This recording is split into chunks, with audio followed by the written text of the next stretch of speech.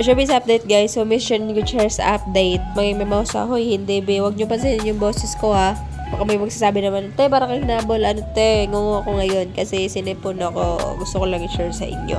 Paka-judge nyo na naman ako. So actually ito yung pinost ng hairstylist niya. Ayan.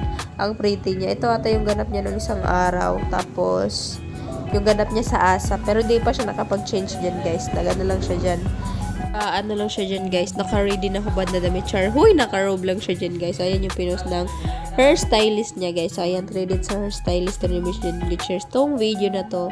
Then, other ganaps is, ito ata yung ganap niya during Paskong Turnocon event nung isang gabi guys. So, eto siya. Kasi yung fan is nagkakapagpipicture sa kanya, then kay Michelle D. Then, Michelle Marquez D. Filipina. So, ito guys. Ito yung pinost. Actually, yung nag-post is yung mama ng fan. So, ayan si Kuya Guard. Nakapagpipicture siya kay Mission Gutierrez. Ayan, Mission Gutierrez pa din guys. Walang iba. Then, last but not the least is si Michelle Marquez D. Filipinas. Anong P? Filipinas.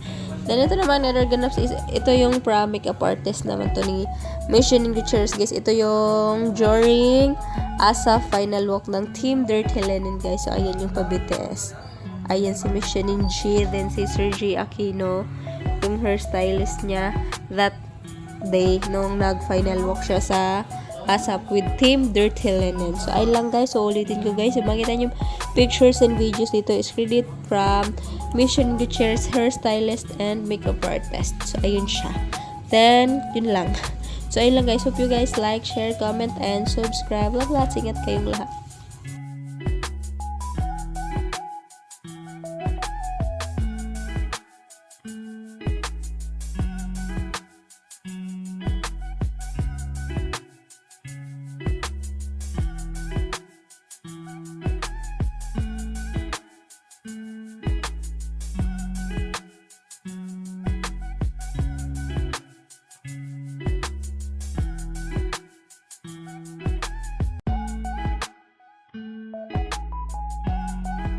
And the finished product is here. Anong finished product? So, ayan na yung full look niya that day. So, ayun lang guys. So, love lots. Ingat kayong lahat.